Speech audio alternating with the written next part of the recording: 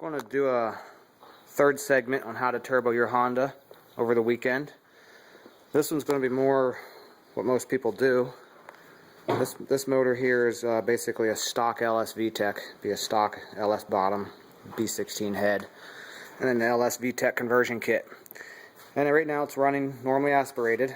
Best time at the track 14.5 on some slicks, 14.99 on some street tires. And with this one, what we're going to do is we're going to leave the engine totally alone, with the exception of ARP head studs, and we're going to put a turbo kit on it, take it, get it dynoed, and then run it against the track and see what the improvements are. So, with this being said, the first step you're going to want to do is put the ARP head studs in. Fortunately, we've done that already. It was done a few weeks ago, so I'm just going to tell you how to do it. On a B series, you have to remove the valve cover, remove the cams, and the old head studs will be accessible underneath the cams. What you do is you remove one at a time and replace it with an ARP stud. Torque it to the factory spec, go in the sequence of the torque sequence, and replace each one at a time. This way you don't disturb the head gasket or have to replace the head gasket. Once they're all replaced, then you go around and retorque them all again in the right sequence to around 70 to 75 foot-pounds.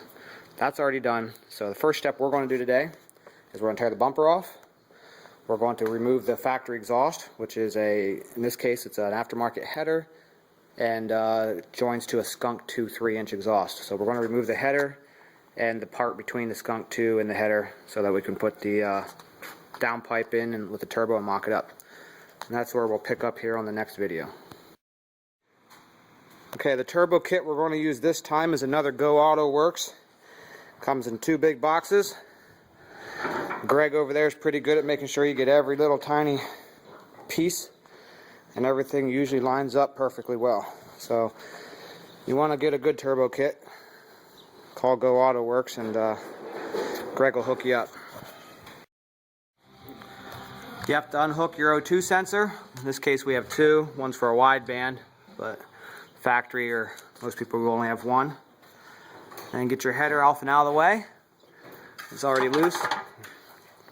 And the next step will be to mock up the turbo manifold. Okay, we got the manifold kind of just hung on here with the gasket. We're going to snug it down. And what we've done is taken the exhaust housing off the turbo. We're going to hang that on there next. You could use the whole turbo if you want, but since we need to fabricate up the downpipe, or make it fit I should say, we got a made up downpipe, but we're going to have to extend it to reach the exhaust with an extra piece. So it's easier just to stick this lighter thing on to do that. So that'll be the next step. Fasten the manifold, bolt this to it, and get the downpipe finished up. Downpipe's hung. You can see we snugged her down there. So this is the space that needs filled in. For that, we got this extra piece from the company. And what we're going to do is weld this flange to this end of it, cut it to the right length, weld this into there, downpipe will be finished. Okay, when you do a turbo setup, you need to put a drain into your oil pan. We've got a good light here. What we did in this case is we swapped the stock pan off.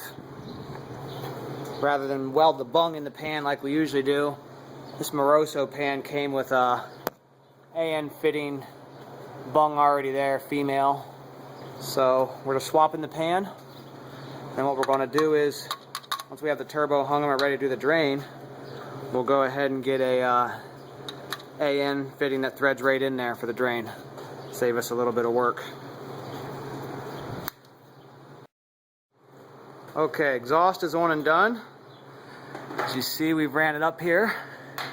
The turbo is still disassembled, but we'll put that together next. But I wanted to show you what you do here. Yeah, you can just barely see. Let me see that light, Fred. My light ain't coming on. Where your oil pressure sending unit goes, you're going to want to put in, right beside the green plug there is the brass piece. I should have showed you before I got it out of the pack. But when you buy a turbo kit or buy an oil feed line drain kit for a turbo. It'll come with that brass piece you see right there. And that goes in place of your oil pressure sending unit, which was normally screwed in right there. Now this will go into the end of that brass piece. This will screw into the other part of the brass piece, and that will screw onto your feed line. So that'll be the next step, to put these two pieces in. And we'll be done with the oil feed. Alright, the next step then, when you're doing your turbo kit, is to get your intercooler in its spot on these 92 to 95 hatches. You can usually just drill a hole in this lip right here. You have to remove what would have been the metal bumper support in here. Take that off, and then the intercooler will be suspended with bolts right into the top here, right down through that lip. And then we'll do the bottom with some bracketry, and then we'll be on to plumbing up the rest of the pipes. Oh, now, after you install your piping, your intercooler, you're going to want to start putting on things like your blow-off valve. This one's a tile unit. You're going to run a vacuum line off of this and tie it in over to your intake manifold. We haven't picked a spot out yet. I'll show you when we do. Probably end up being right here to this if the vacuum line ends up being the same size. Then we're going to go onto the wastegate next. Get the rest of the turbo reinstalled. We have a piece of the piping over here. And then we will do the turbo's drain to the oil pan and the turbo's feed. And here we are finished with everything with the turbo kit, except for the bumper going back on. We have our oil feed. We've done the drain. See the stainless line that goes down to the pan.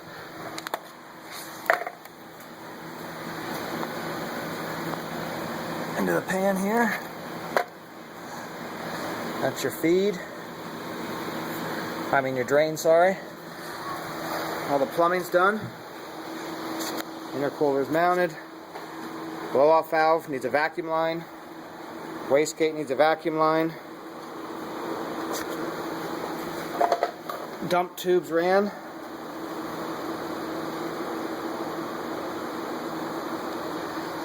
So other than that, the next step now will be to put vacuum line on it, put some larger injectors in it, and a 3-bar map sensor in our case. And then the next video should be on the dyno getting tuned.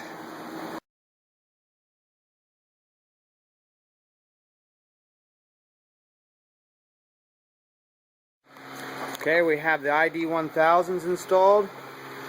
We also put in a GM 3-bar map sensor. And the ID1000s, we put a street tune on it so it's drivable. Get her to the dyno tomorrow, and then we'll dial her in and we'll shoot the video there, see what numbers it makes. Power goals are somewhere between 350 and 380.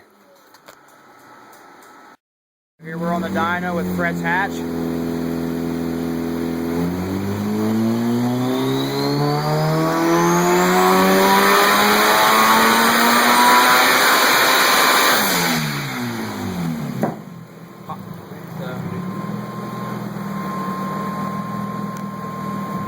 370 horse, 262 torque.